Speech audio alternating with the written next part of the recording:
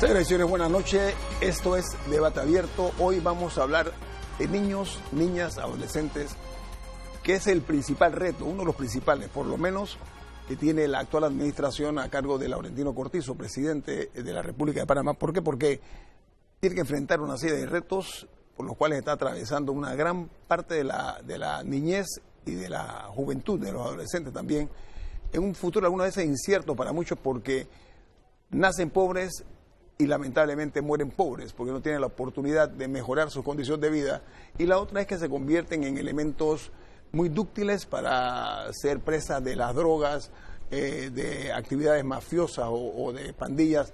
En fin, es un escenario en el cual hay que tomar un poquito conciencia. La sociedad panameña, no únicamente el gobierno, nosotros como sociedad tenemos también el deber de preocuparnos, sobre todo si tenemos las posibilidades de hacerlo, de preocuparnos por esos niños que son, como se dice entre comillas, que son el futuro del país. Para efectos de ellos, un futuro bastante incierto, porque tienen problemas de educación, y por ahí comienza la cosa, pero no quiero yo abundar demasiado, porque tengo dos distinguidas invitadas y un invitado. Comienzo con la señora Marisa Arias. Placer. Ella hoy nos distingue con su presencia para hablar casualmente de este tema, porque viene en representación, disculpen, del Aliados por la Niñez. Usted me dijo que usted es la coordinadora pro tempore. Nos turnamos entre las organizaciones todos los años, la coordinación. ¿Qué otra organización hay? ¿Qué otra organización? Somos más de 34, casi todos los meses se suman más ONGs al movimiento. Si me dice los 34 nos vamos a dar mitad del programa. Bienvenida. Gracias, igual. La señora Abimelech Córdoba es directora de asistencia técnica del CENIAF, una institución que tiene muchísimo que ver también, y que cuando hablo de retos, ellos son uno de los que tienen que enfrentar esta delicada situación. Y el señor Juan Carlos Córdoba es director de Inclusión y Desarrollo Social del MIDES. Inclusión, una palabra importante. Si no hay inclusión social, el futuro no es muy cierto. Voy a comenzar con usted, señora Arias. La idea de este programa es llamar la atención, ver en alguna forma lo que es la piel de la sociedad panameña. Se sabe, es un hecho real, que tanto niños, niñas como adolescentes están en riesgo, muchos de ellos, por las condiciones que tienen que enfrentar. Yo hablaba de educación, muchos viven en hogares fragmentados, muchos tienen problemas de agua potable, tienen problemas de viviendas. O sea, es una serie de escenarios, no es un solo escenario, escenarios varios que cuando se unen pueden ser una bomba de tiempo para la sociedad panameña. Si no tenemos nosotros la visión, pero sobre todo la responsabilidad de mirarlo tal cual como es, dejando a un lado, y les decía a ustedes que no seamos tan técnicos. Quisiera invitarlos a que hablemos con la mayor crudeza posible para que sea de fácil comprensión y que se note realmente en qué nivel de crisis nos encontramos nosotros con ese sector de la población que va cada vez creciendo más. ¿Qué está haciendo en este sentido esta agrupación de Aliados por la Niñez al respecto? Bueno, y antes de entrar en ese detalle, a veces depende del día, de los ánimos, de cómo nos encontramos a veces con las noticias del día a día, porque si bien hay temas críticos, también hay buenas noticias. Desde Aliados por la Niñez, que somos un grupo de 34 organizaciones, y ahorita mismo como 36 porque están entrando un par más, que desde el 2016 nos conformamos como un grupo de abogacía, como una plataforma que quería hacer incidencia frente a los candidatos políticos en ese momento, para que el tema de niñez y adolescencia estuvieran insertos dentro de los programas de gobierno que estaban proponiendo en ese momento y que fueran contundentes y que no se trataran con una superficialidad como a veces vemos, siempre digo yo, en los programas, como una política blanda. Así nos instituimos, somos grandes colegas, como quisiera estar aquí compartiendo hoy con ellos porque cada uno tiene su expertise, que maneja su expertise y con mucha vocación para el servicio en Panamá. Pero ahora con las últimas elecciones y los resultados ahora que nos encontramos cara a un nuevo gobierno, no queremos ser solamente un grupo que firma un plan por la niñez y adolescencia cada quinquenio, sino más bien servir, como tal nos hemos denominado, aliados para el gobierno que esté de turno. En ese sentido, queremos trabajar de la mano con el Estado, articular los esfuerzos, que es la palabra que siempre usamos para temas de desarrollo, y no es por trillar la palabra, es porque definitivamente nos cuesta a veces como panameños compartir no solamente pensamiento, estrategia, a veces egos también, en esta materia que, como bien acaba de delinear, son temas críticos para el desarrollo. Así que hoy en día estamos como aliados, no solamente comprometiéndonos a monitorear los compromisos que firmó el presidente, pero también trabajar con las instituciones, que son muchas y no todas están aquí hoy en la mesa. A ver, hay que tomar acciones en serio, dejar la política a un lado, pero lo más importante es la politiquería, o sea, no utilizar la pobreza como un elemento de manipulación para lograr votos ni para lograr propósitos malsanos. Estoy hablando de realmente identificarse, porque la mayor parte de nosotros tenemos hijos. Los que no tienen hijos es muy probable que tengan en un futuro, y realmente cuando se es padre, que ese es parte del problema, porque en este país es como un acto de machismo tener hijos, en algunos casos, no todos, por supuesto, ¿no? No piensan siquiera en que un hijo implica responsabilidades. Muy fácil para cualquier hombre embarazar a una mujer, facilito, eso no tiene ninguna ciencia ni marca para nada que es más o menos hombre, ¿no? El hombre de verdad es el que atiende a su familia, el hombre de verdad es el que protege a su familia, el que sabe guiar a sus hijos por el camino verdadero de las buenas costumbres, de la producción de él en aporte como crecimiento para el país. De eso se trata, pero esa es una realidad, en algunos casos, si no distinta, que no existe. Esa es la realidad. Esos hogares fragmentados se prestan para precisamente llevar a estos niños a condiciones de mucho riesgo. El CENIAF, usted es nueva en la posición, ¿no? ¿Cuántos años tiene usted qué tiempo tiene usted en el CENIAF? Tengo aproximadamente ya 3 años trabajando en la o sea, que usted no es, a ver, qué bueno que lo diga, no es que usted entra con esta administración. Excelente, me gusta mucho. A ver, voy a entrar en un tema que me preocupa. El CENIAF, una actividad que hizo, ubicó, y voy a ser muy preciso, 2.700 niños y adolescentes en riesgo social que están en escuelas creo que en una en San Miguelito, otra en Pedregal, si mal no recuerdo, y han llevado, ¿por qué se ríe? Porque es una alianza que hicimos justamente enhorabuena. Sí. Fondo Unido. Bueno, entonces, es un plan piloto, se le llama eso, lo que tiene entre otros objetivos o propósitos, hacer una realidad esto que sea en beneficio de los niños. Y si este proyecto, este plan funciona, tengo entendido que van a replicarlo en otros corregimientos. Hablemos un poquito acerca de ese descubrimiento, 2.700 niños. Sí, justamente el Centro Crecer en Comunidad es una alianza interinstitucional e intersectorial, porque fue parte del trabajo del gobierno a través de la CENIAF y el Ministerio de Seguridad, y con la ONG en particular, Fondo Unido y la Cooperación Europea. Es la Unión Europea, ¿no? Sí. Okay. ¿Qué se quiso con ese pilotaje? Hacer un centro en la comunidad, específicamente en San Miguelito, en sector Samaria, y en Pedregal. ¿Para qué? Para que tuviéramos una oferta desde las comunidades para los niños, niñas, adolescentes. A ver, en eso hay que involucrar, me imagino que usted ha involucrado a la familia, o sea, eso no se debe hacer nada más orientado hacia los niños, sino que la familia, o una madre o un padre tiene que ser un componente importante en eso, me imagino, ¿no? El programa atiende a la niñez, pero con un enfoque integral. ¿Qué quiero decir con esto? Quiero decir básicamente que también al atender al niño debemos atender a sus familias, porque el niño no vive solo, vive con un componente familiar, vive en una comunidad, vive en una escuela, y a través de estas acciones que se han tomado con intervenciones ya aprobados, con acciones que han tenido éxito en otros países, estamos hablando de poder llevar una oferta programática desde el sector donde vive el niño o niña adolescente, desde donde se desarrolla en la escuela, para que él pueda tener desde el Estado, en unión con la cooperación de las instituciones que ven la protección de la niñez en la comunidad, poder llevarle entonces una oferta de prevención de los servicios. Queremos llevar a los niños una oferta preventiva donde ellos puedan tener la asistencia, modelos de atención, programas, un centro donde ellos lleguen, puedan hacer sus tareas, puedan tener una oferta psicológica, una oferta social, puedan llevar a sus padres, se les atienda y puedan verse de manera integral lo que se necesita en ese niño. A ver, en este momento entonces esta acción es un tubo de ensayo para efectos de Panamá, pero que ha dado resultados en otros países, ¿lo que he entendido? Lo que pasa es que lo que se da allí son con ofertas programáticas que ya han sido probadas en otros países. ¿Qué países? Dígame un país. Tenemos Chile, Estados Unidos, Argentina, son pilotajes y son atenciones que se dan con estas acciones que en estos países ya han dado algunos resultados, y lo que se quería no era improvisar.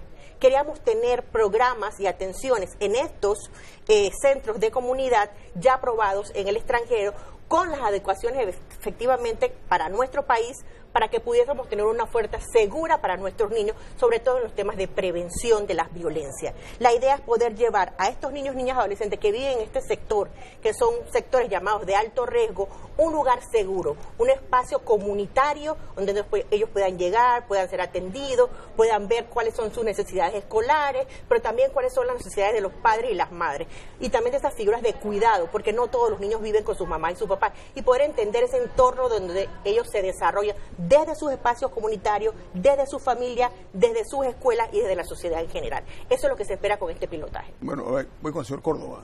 Señora Córdoba, señor Córdoba, no son familia, no. Me dice usted. Aclarar que no somos familia. Sí. Pero podrían ser, me parece, ¿no? Somos hermanos, dice Hay que buscar ahí cristiano, ¿no? En el ADN. Sí, somos hermanos. Oiga, exacto. Oiga, dígame algo, usted me habló de que el cargo suyo, y lo voy a repetir, es director de inclusión. Inclusión la subrayo en el MIDES, ¿no? Así es.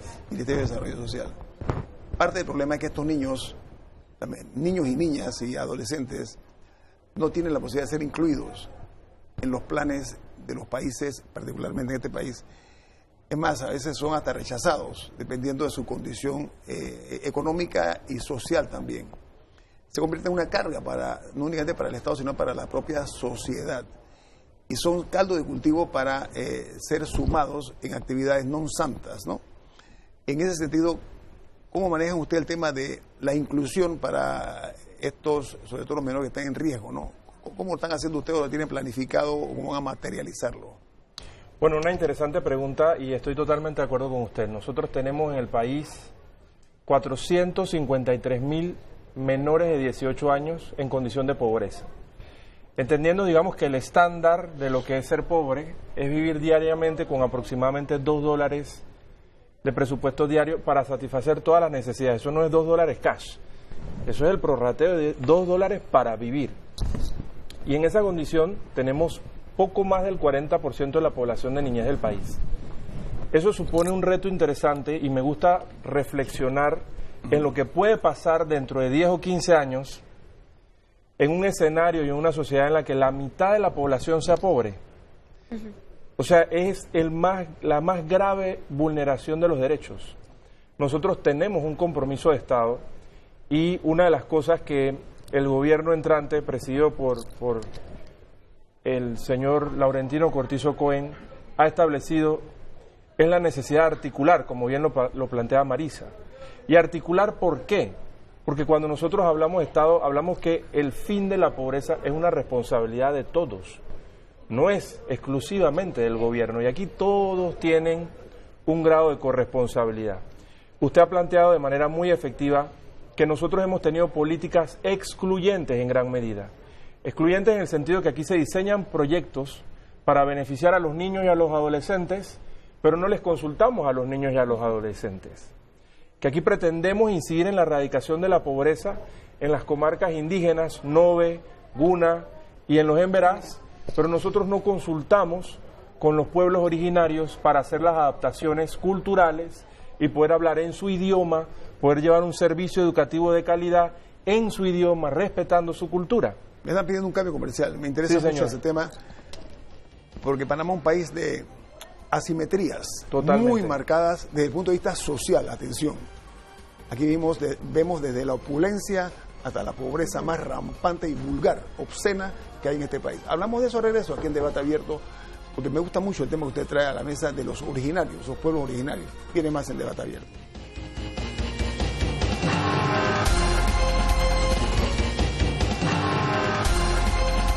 Bueno, nuestro invitado, aquí estamos hablando del tema inobjetablemente importante, debe serlo para todos. Aunque en algunos casos vemos resultados que son para nada halagüeños o halagadores, en el sentido que no únicamente se desatiende a los niños, sino que en algunos casos se les mira con desprecio, y eso es una irresponsabilidad social y ciudadana. Bien, usted hablaba de la importancia de que nuestros pueblos originarios entiendan, comprendan adecuadamente cuál es el propósito y el objetivo, y para eso es que hay que hacer un trabajo, porque de nada sirven las buenas intenciones, eso está comprobado. El asunto es hacerlo, materializarlo. ¿Qué es lo que ustedes están haciendo como una estrategia de cara? Y voy a concentrarme por ahora en los pueblos originarios, porque hay que ver la parte rural también, no únicamente los pueblos originarios. Me hablaba usted acerca de la necesidad que se comprenda y que los incorporen en este sentido a los proyectos que tienen ustedes. Claro, es que una estrategia de inclusión social debe contemplar las diversas culturas, las tradiciones, la forma de pensar de los seres humanos. Nosotros no podemos olvidar que el centro de toda acción social, económica o ambiental es el ser humano. Entonces, diseñar políticas de intervención social o querer motivar que las personas salgan de la línea de pobreza y diseñar estas estrategias sin la consulta con las personas, sin articular con empresa privada, con ONGs, realmente ha demostrado por muchísimo tiempo que lleva al fracaso. Entonces, aquí es conocido por todos que en Panamá lo que sobra es recurso, tanto en el sector público como en el sector privado, que estamos destinando desde hace muchísimos años millones de dólares en programas para movilizar a la gente de pobreza, por lo menos a una clase vulnerable o clase media.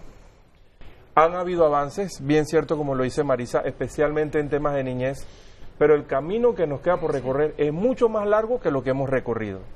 ¿Qué requiere esto y qué estamos haciendo específicamente? Hay una instrucción directa y la palabra, y retomo lo que dijo Marisa Arias y Avi, es articular.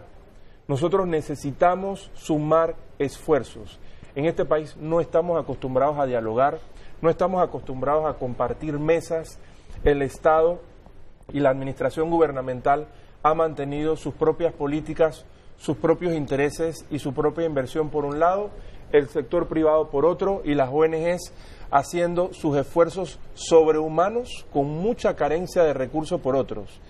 ¿Qué necesitamos en esto? Establecer mesas de diálogo que ya existen también, y las plataformas están, y lo que ha faltado es la voluntad política. Yo puedo decirles hoy en día que la voluntad política está, no es mirar al pasado, es mirar lo que estamos haciendo ahorita, es la oportunidad que se abre y estamos generando esos diálogos, estamos haciendo los acercamientos, se están haciendo las conversaciones y las coordinaciones entre ministerios, entre instituciones públicas para no duplicar esfuerzos, para no seguir botando dinero en cualquier cantidad de programas que están repetidos, y le podría incluso decir que dentro de las mismas instituciones hay direcciones con fondos distintos haciendo cosas iguales.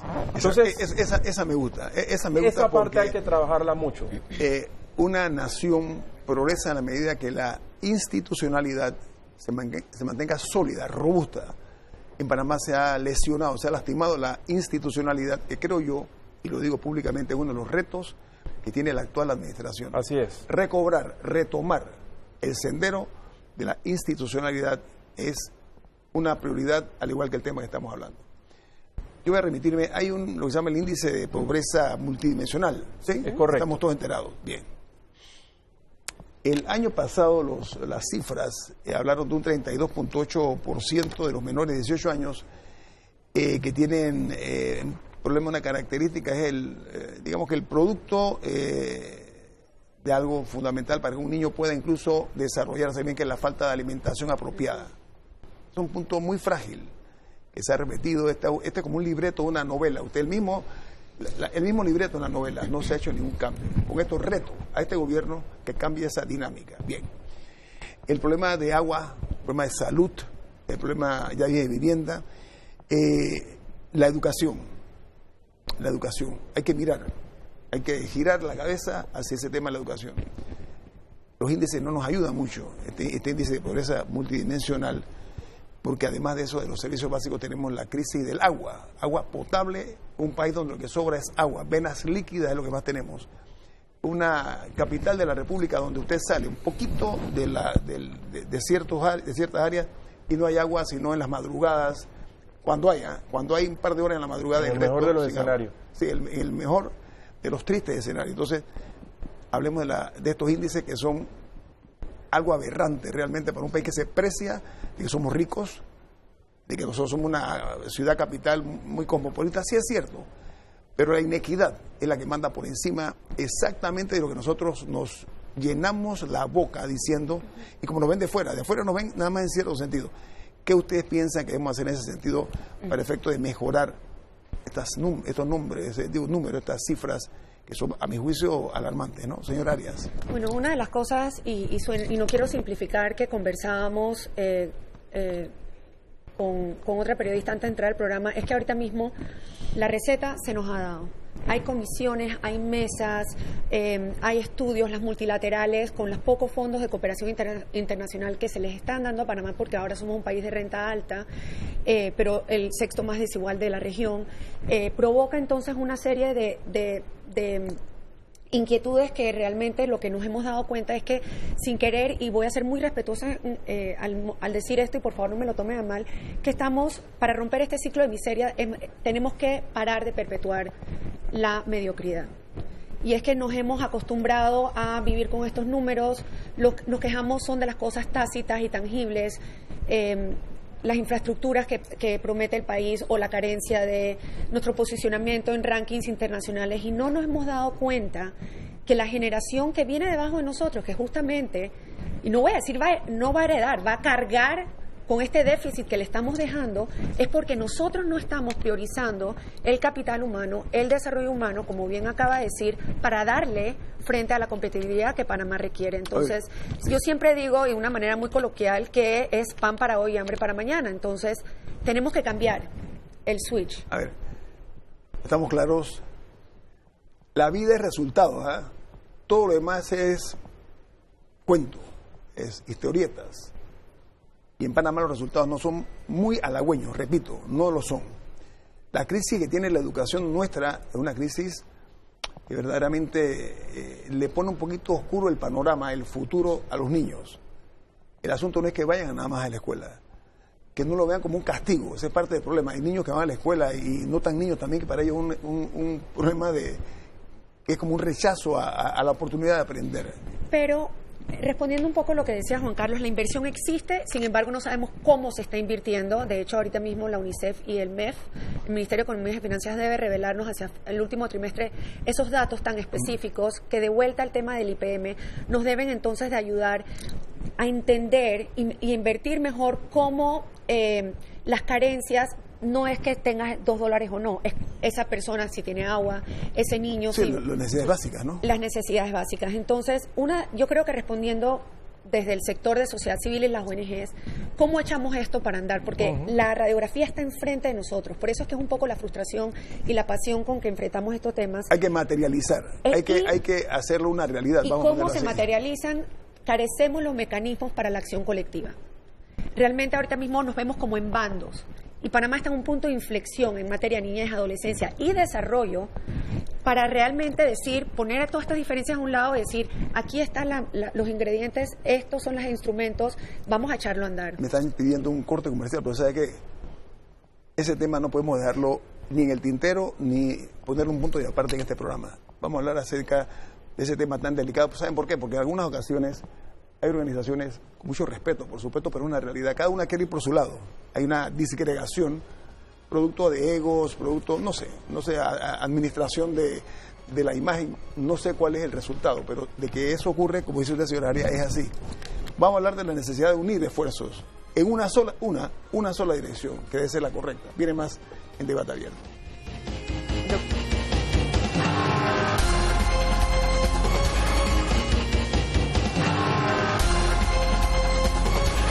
Voy a invitar a la señora Arias que, por favor, señora Arias, termine el enfoque que usted decía.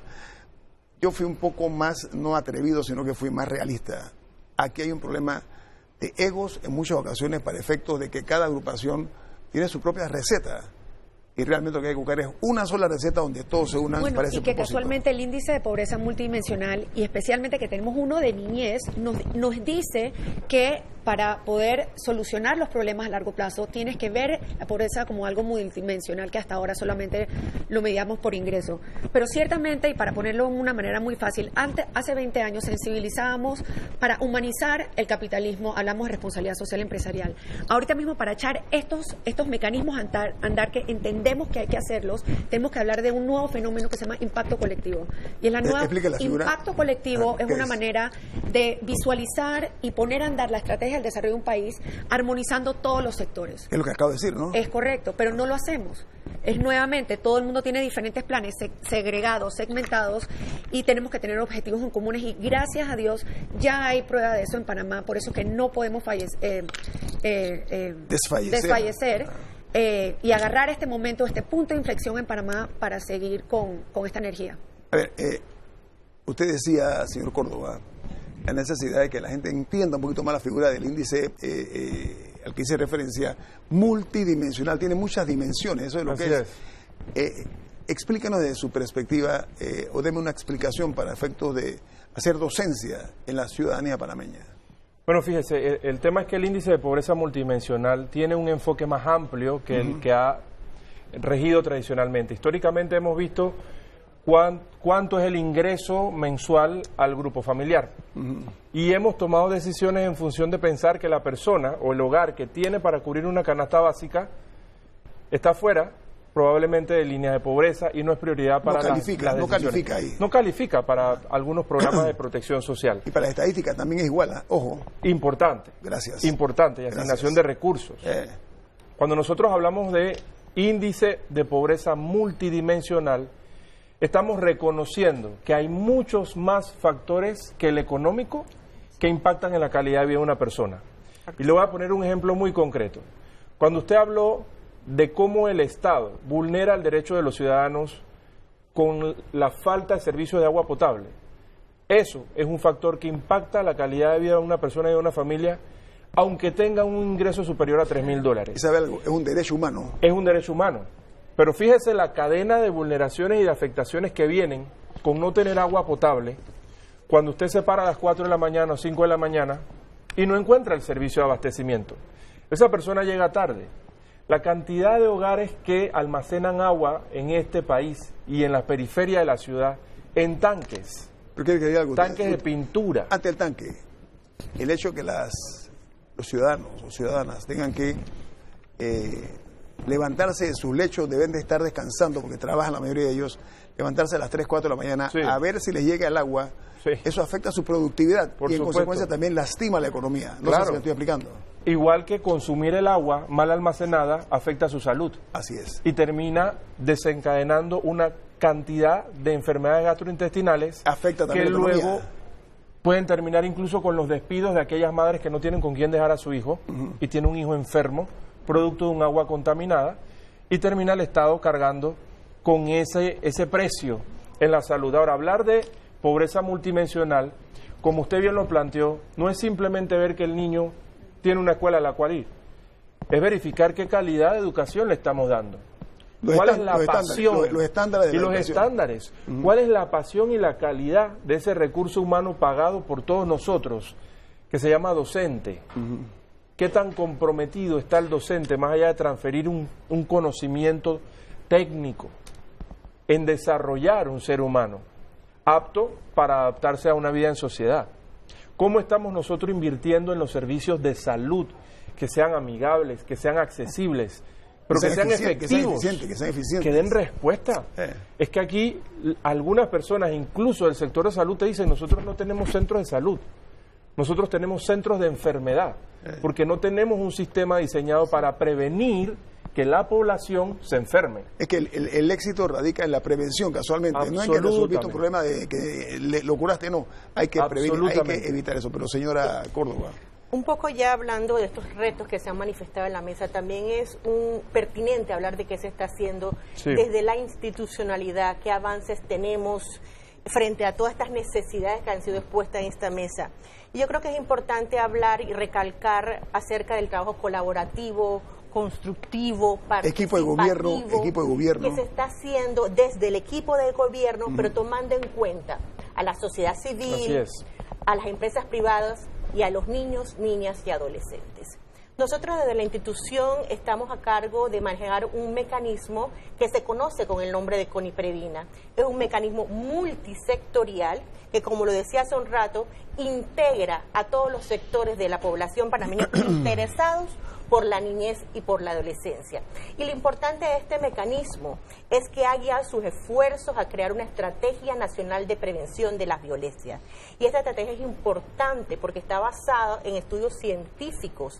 Tenemos el análisis de situación de la niñez panameña, que con ellos podemos tener datos específicos que nos dicen dónde está la niñez, dónde están esos niños con mayores privaciones, cuál es la incidencia de la pobreza, qué está pasando con los niños en violencia doméstica, en maltrato, en violencia sexual, qué está pasando con los niños en trabajo infantil. Y desde ese parámetro, desde esa documentación clave y científica, pudimos realizar de forma participativa esta estrategia de prevención de las violencias que tiene que ser implementada con una acción y un actor clave, que son las municipalidades. La idea, ¿cuál es?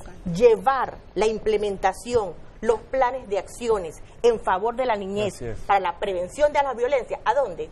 A donde están nuestros niños. Sí, no es la parte macro, sino la micro. O sea, sí, la idea es ir a la localidad, al municipio, porque un niño adolescente ya violentado, ya vulnerado, no tiene la posibilidad de agarrar un bus o un metro solo, cuando es un menor de edad, o con un niño muy pequeño, ir hasta donde está el servicio. La idea es que el servicio se traslade hacia la comunidad, como lo ha hecho el proyecto Crecer en Comunidad. Con la estrategia lo que se quiere es implementar mesas locales, intersectoriales, multiservicios, donde podamos llevarles toda esta oferta programática del Estado a la niñez y la adolescencia, con la participación de todos y todas los que estamos interesados en la niñez, y con las alianzas estratégicas de los municipios, que son factores claves para la implementación de todas estas políticas de prevención de la violencia. Que deben conocer mejor la realidad de esa pequeña contextualiza la realidad del municipio. Capital, claro, de la capital de la República, un alcalde, un ministro no tiene la visión que tiene el que lo vive el día a día. Esa es la diferencia. Como lo decía Juan Carlos hace un rato, no es lo mismo la realidad en las áreas comarcales que en el área de Distrito San Miguelito, en el área de Panamá, aunque estemos de repente en distancia, no tan lejano, la interculturalidad, los servicios que tiene probablemente el sector de San Miguelito, que está al lado del sector de Panamá o el distrito capital, no son los mismos, y es necesario a través de las mesas municipales conocer qué oferta programática tiene ese municipio para poder llevarle la respuesta al niño. Ese ejemplo que usted pone, el municipio de Panamá, la capital de la República, con sus vetustos edificios, con el lujo, la elegancia, que es bueno para nosotros tener una ciudad así, motivo de orgullo, pero también hay que mirar, hay que girar un poquito la cabeza, la mirada hacia barrios marginales dentro de esta misma ciudad capital. Totalmente. Y San Miguelito, que es otro punto también que, y con mucho respeto para los que moran, los que viven en San Miguelito, hay problemas sociales muy severos que a veces se pierden en cosas, a mi juicio, que son de poca monta para los graves problemas que tiene San Miguelito. Señora Arias, dentro de los temas que nos atraemos nosotros aquí, y debe ser así, a tocar, está el problema de la educación, ¿sí? Vamos a hablar de eso aquí después del cambio comercial, ¿le parece? Sí. Viene más.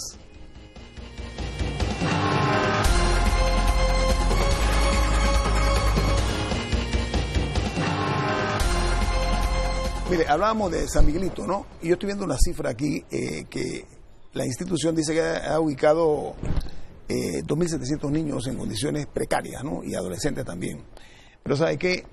Hablando de números, el 16% de niños, niñas y adolescentes, conforme a los indicadores, no reciben educación desde primaria y a la vez carecen de lo que hablamos de los servicios básicos. Esa posibilidad de que se cambie el modelo de impartir la educación, que voy a decir algo, la educación en Panamá será buena, la educación pública, el día que los ministros manden a sus hijos a la escuela pública, el día que los altos funcionarios manden a sus hijos a la escuela pública. Ahí veremos si realmente han hecho bien el trabajo.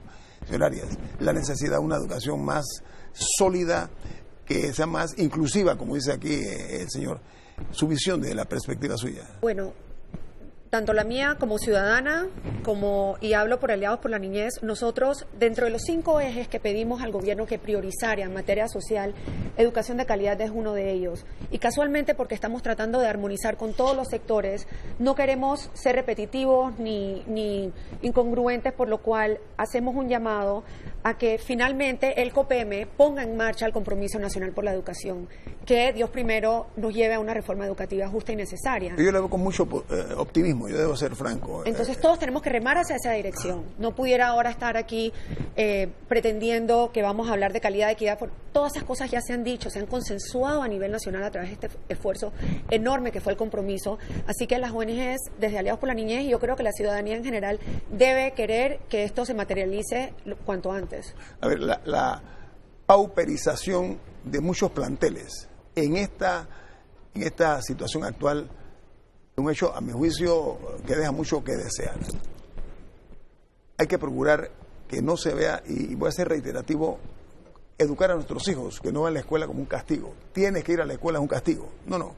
Que el niño se sienta bien. Entra en juego, señor Córdoba, lo que usted decía, que haya maestros que impartan educación de calidad, que haya maestros debidamente conforme a los tiempos, así mismo, el nivel de ellos debe ser así. Que tengan algo de sensibilidad social. Así es. Porque reconozco, a veces los padres no tienen la calma para atender a sus hijos. Es muy difícil para un maestro, quiero dar ese crédito. Muy difícil atender hijos ajenos. Ok, que cada uno tiene su forma de ser, pero reconozco esa parte, pero también tienen ellos que prepararse mejor para brindar una mejor educación. Quisiera que me permitiera aportar algo en ese sentido, porque yo creo que es importante, con el permiso, llevar la reflexión educativa más allá. La educación no es un proceso que debe iniciar en la escuela.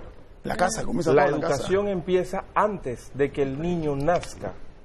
O sea, aquí el tema de la importancia de poder aterrizar las políticas de educación de primera infancia, de estimulación temprana, es relevante, porque ese umbral que nosotros tenemos desde los 0 hasta los 5 años para estimular el adecuado desarrollo de ese niño es fundamental y clave para que sea un buen ciudadano, pero también para que tenga las condiciones cerebrales para rendir académicamente en un sistema que por ahora no es amigable. Yo le decía la importancia de la buena alimentación. Absolutamente. ¿No? Okay. Entonces, en ese punto usted ha dado un clave, y yo quiero retomar un poco lo que decía Avi y lo que decía Marisa.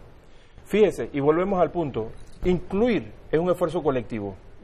El gobierno central tiene su responsabilidad, pero los municipios, los alcaldes, los representantes, particularmente ahora que tienen fondos de descentralización y que tienen muy baja ejecución, tienen una responsabilidad fundamental en poder integrar y aterrizar estas políticas que ya han sido diseñadas y que no fueron diseñadas arbitrariamente. Sociedad civil, gobierno, empresa privada se han puesto de acuerdo a través de mecanismos, y entonces el tema de poder fortalecer los mecanismos de educación ya están, esas estrategias existen. Lo que necesitamos son esos aliados que nos permitan llevar ese alcance a nivel local para que los padres y las madres de familia sepan cómo asumir sus roles. Y yo les pongo un ejemplo a ustedes, compañeras, y a usted, caballero, que hablaba de lo que es ser padre. Hemos impulsado una legislación para darle licencia de paternidad a los varones cuando tengan hijos, pero no estamos haciendo nada para enseñarles a ser padres. ¿Para qué se usan esos días de licencia? ¿Cómo puede contribuir con la mujer después del parto? ¿Cómo se puede involucrar en el desarrollo y la estimulación temprana de ese bebé recién nacido siendo padre? Por eso todo eso impacta en la educación. Tiene que haber una preparación, porque esto no, a ver, usted está claro, es así. Esto, en algunas ocasiones, se toman medidas por razones eminentemente políticas, que no está mal. Pero eso que usted dice tiene que ir acompañado de una preparación hacia el padre que va a estar en casa, entre comillas, cuidando a los niños. Bueno, y no saben si quiere cambiar un pañal, no sé si me explico. Pero los centros que hablaba la licenciada Avi, tanto en Pedregal como en Samaria, tienen, por ejemplo, 2 programas internacionales, los que hablábamos, que están probados en evidencia. Uno de ellos se llama Triple P, Programa de Parentalidad Positiva, y los consultores del BID que nos han asesorado en todo este caminar nos han dicho, Panamá tiene un portaaviones y nadie lo sabe. Sí. Y ahorita mismo estamos en un momento donde no sabemos si el programa continúa, probablemente no continúe, hay que escalarlo, lo escalamos cómo, cuándo. Tenemos buenos recursos, tenemos el conocimiento y ahorita mismo estamos en un punto donde hay que invertir en la gente, pero hay cosas que están sucediendo y lamentablemente el programa es corto, pero hay que ventilarlos y hay que compartirlos y socializarlos. Saben que está muy de moda la situación migratoria, está muy en boga eso. Le voy a dar un dato a la teleaudiencia para que algunos de ustedes tomen el tema cortito porque se nos va el tiempo. Miren, la UNICEF, que es un organismo de derechos humanos, para los que no lo saben, ha dado una información que es aterradora. Dice que entre enero y mayo de este año, más de 10.500 migrantes entraron por Darién. De esos 10.000, 1.600 eran niños y niñas. 1.600, ¿ah? Y añade, y adolescentes también. Si se hace el comparativo, en 6 meses se triplicó la cantidad comparada con el año pasado. Entonces, y la mitad de esos niños son entre 0 y 5 años. ¿Quién me hace un comentario acerca de eso? Porque es muy lindo hablar pero tenemos que ver también esas personas que llegan aquí al territorio nacional y cómo establecemos controles para que no venga de esta manera esta visita inesperada para nosotros. ¿Quién quiere tocar el tema?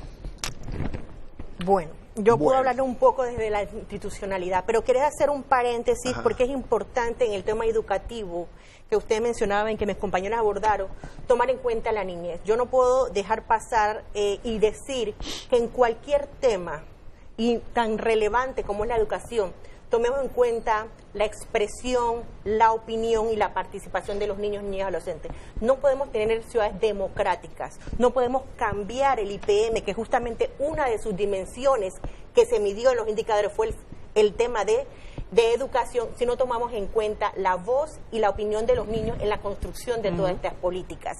Y si queremos tener realmente un sistema educativo amigable, donde el chico no se aburra y no sienta que sea una carga ir a la escuela, tenemos que tomar en cuenta qué es lo que ellos tienen que decir. Y tenemos que educarlos desde pequeños para expresarte, para que cuando sean adultos realmente sean ciudadanos participativos, democráticos y tengamos ciudades mucho más pacíficas. ¿Ustedes saben estos números de la migración? Por supuesto. En cuanto a la inmigración desde la institucionalidad, lo que yo les puedo decir que ciertamente tenemos un fenómeno migratorio que está impactando también a la niñez.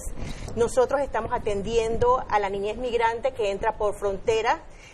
No es una situación fácil de abordar porque evidentemente están viniendo flujos migratorios con grandes cantidades de personas, pero lo que se está haciendo es tratar de garantizar los derechos mínimos a la salud, a que ellos puedan tener acceso a la alimentación, para que puedan tener un lugar saludable, un lugar tranquilo, pacífico, para que puedan descansar luego de haber recorrido 10 días largos a pie por la frontera del Darién y puedan tener pues ese acceso a las condiciones mínimas de derechos. Eso es una selva que es muy espesa, o sea, ¿no? Pero en los Estados Unidos de América hay una crisis en este momento donde hay en Homestead, en Florida, hay un número plural de niños cuyos padres los han enviado solos. Es una cosa que es impresionante, por no decir los que han entrado sus padres. Los tienen ahí hacinados, que es la crítica de la prensa norteamericana en este momento.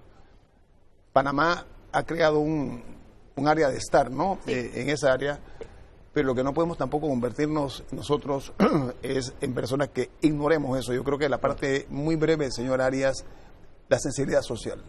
Bueno, sin necesariamente meterme por el tema del tiempo en la condición de los niños migrantes, yo quisiera y pensar que así como hay cosas que no estamos queriendo hablar, que son las conversaciones duras, nosotros también tenemos esa deuda con la niñez nuestra, que no ha migrado, es panameña. Y ahorita mismo Panamá no tiene un sistema de protección y garantías de la niñez. Entonces, no existe esa figura. No existe ahorita mismo. Todavía una de las cosas tome nota, ¿no? Tome nota que queremos hacer, eso pudiera ser otro tema importante para debatir. Otro programa. Panamá, y una de las cosas que aboga Aliados por la Niñez es que Panamá tenga un sistema de leyes que garanticen los derechos de la niñez. Entonces, ampliemos el tema de derechos, no solamente a los internacionales, a los nacionales, los fronteras, a los locales. Es que Panamá ha firmado y ha ratificado muchos convenios internacionales, pero de nada sirve y seguiremos desarticulados y seguiremos haciendo malas inversiones y todo el mundo por cuenta propia si no pasamos una ley de garantía de protección de los derechos de la niñez. Bueno, lamentablemente este es un tema demasiado amplio, un poco árido en ciertas áreas, pero quiero dar las gracias a ustedes, señora Marisa Arias, que es de una organización que está muy comprometida, que es el Grupo Aliados por las Niñas, se llama, ¿no? Somos muchos, sí. Somos, sí. Yo trabajo para una fundación que se llama Fondo Unido de Panamá y somos 34 organizaciones que hacemos parte de Aliados por las Niñas. ¿Están aliados de verdad o nada más es como Aliados que nos pegadito? vemos bastante. Sí. Bueno, la señora Ambimelesh Córdoba, directora de asistencia técnica del CENIAF. Tienen mucho trabajo ustedes, ¿eh? Y el señor Juan Carlos Córdoba, que es director de Inclusión y Desarrollo Social del Ministerio de Desarrollo Social. Muchas gracias, han sido ustedes muy generosos en compartir con la teleaudiencia nuestra a nivel nacional qué se está haciendo en ese sentido y dónde hay que reparar algunas deficiencias que encontramos. Que tengan una muy buena noche. Hasta mañana. Gracias.